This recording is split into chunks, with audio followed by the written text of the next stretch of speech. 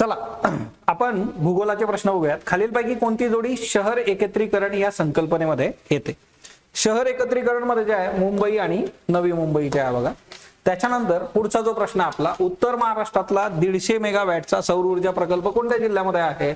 Answer is Dhule. Siachen Ladakh मधली कोणती हिमनदी श्लोक नदीमध्ये वाहते? रिमोयाचं उत्तर आहे बघा।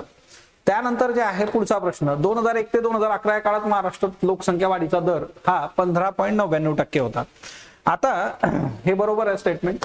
त्याच्यानंतर जे आहे की हे जे आहे की महाराष्ट्रात 2011च्या जनगणनेनुसार मुस्लिम लोकसंख्या 10.6% होती, हे चुकीचं आहे।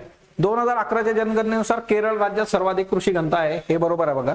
आणि 2011च्या जनगणनेनुसार 0.6 वयोगटातील बाललिंग गुणोत्तरात अव्वल 10 राज्य जे आहे हे चुकीचं आहे। इथं आन्सर जे आहे ए अँड सी।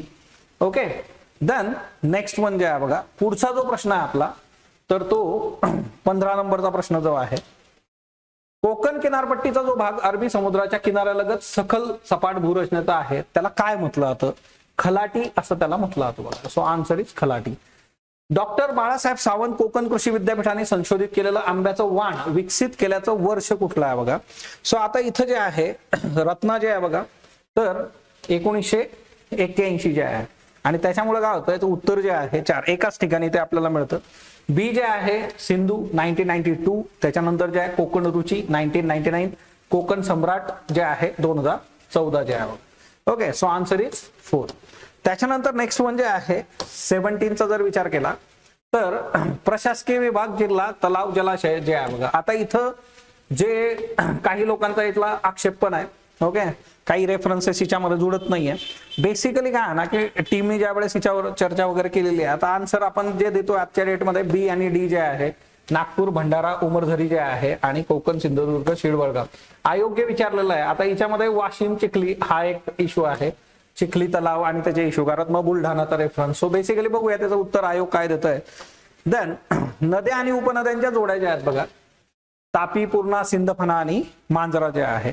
सो याचं जे आन्सर आहे बघा, तर तापी जे आहे तर बोरीत जी उपनदी जी आहे, ओके, त्याच्यानंतर जे आहे पूर्णा जी आहे नळगंगा। सो 2 आणि 3 हे आपल्याला इथं मिळतं।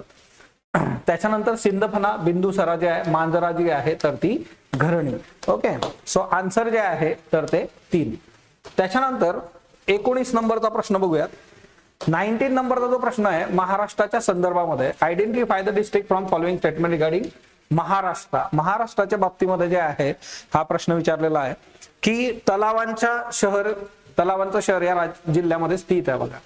या जिल्ह्यात दारुगोळा आणि शस्त्रनिर्मितीचा कारखाना आहे। तालुका धातूच्या वस्तू आणि नक्षीकाम यासाठी प्रसिद्ध आहे। मुशी जातीचं गवत या जिल्ह्यात मोठ्या प्रमाणावर आढळतं। So answer is Thane. Okay, त्याच्यानंतर 20वा आणि शेवटचा प्रश्न, महाराष्ट्राच्या ईशान्य भागात खालीलपैकी कोणत्या डोंगर रांगा स्थित आहे? सो दरकेसा जी आहे महाराष्ट्राच्या ईशान्य भागात, सो फक्त ड।